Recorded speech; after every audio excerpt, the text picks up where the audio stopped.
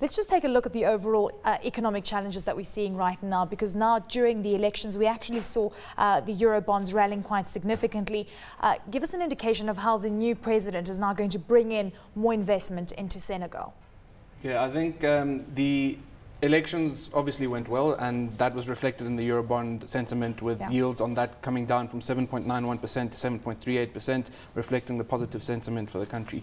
I think the new president, the president-elect Macky Sall, has a number of challenges. He himself calls them several emergencies that he needs to tackle. Yeah. Public debt is high, 50% of the youth are unemployed, food prices are rising, the power situation has been described as catastrophic by the IMF, and I think meeting the expectations that come with this electoral win is really going to be a severe challenge for the new government.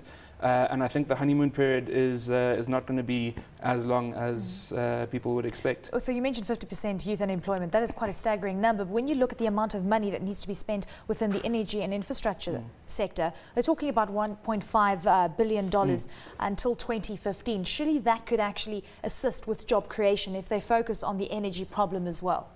Correct. So what you need is a coordinated effort and the political will to address these issues.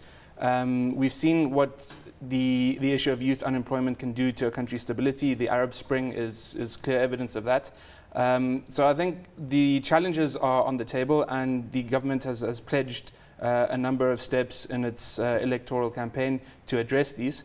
I think holistically, if it can address some of its competitiveness issues and get the youth working, it will continue to grow in excess of the 4.1% it's currently forecast to grow at.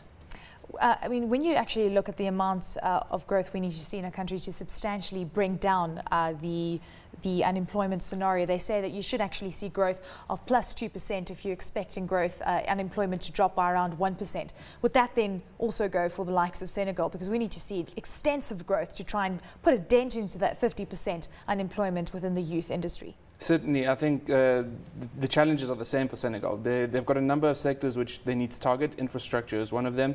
They've got to increase their competitiveness, and being a country that is so import dependent, they've got structural deficits which will take a number of years of reforms to overcome. They have a fiscal deficit of 7.6%. They have a current account deficit in excess of 8%.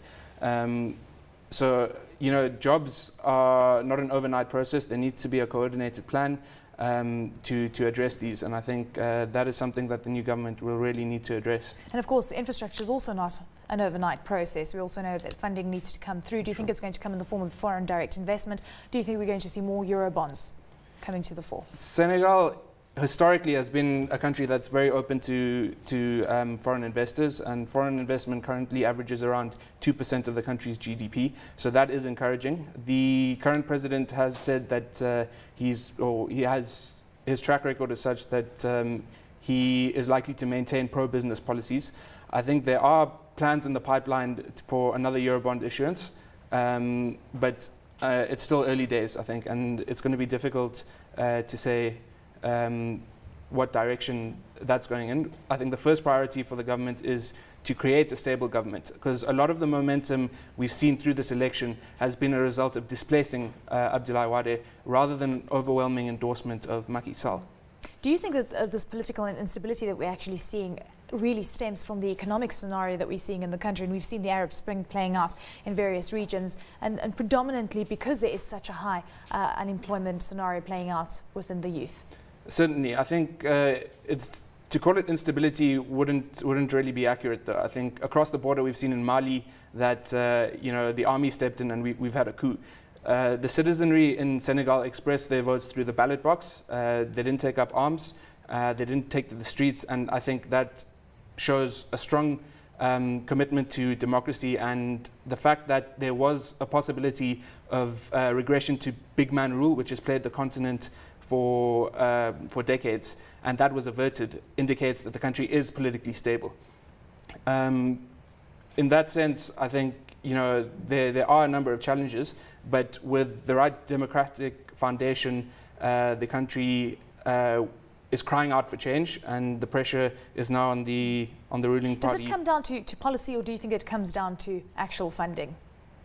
What do you think? It's a combination of the both? Because what can we expect from Macky Sall? I mean, anything. We know that the previous president, Mr. Wade, did, of course, make a lot of effort to try and change the economic scenario, but it was slow to take traction. I think on the policy front, I wouldn't expect substantial changes. I think this election was a lot more about politics rather than policy.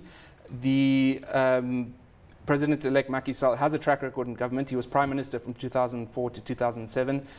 He's avoided some of the left-wing rhetoric that his party is expected to stand for. And I think in that regard, it's going to be more of the same. What the international community will really need to see is the debt levels come under control and the country really make inroads into addressing its youth unemployment problem, fixing its energy sector. It's difficult to start a business without electricity, and that is one of the key concerns that they'll need to tackle.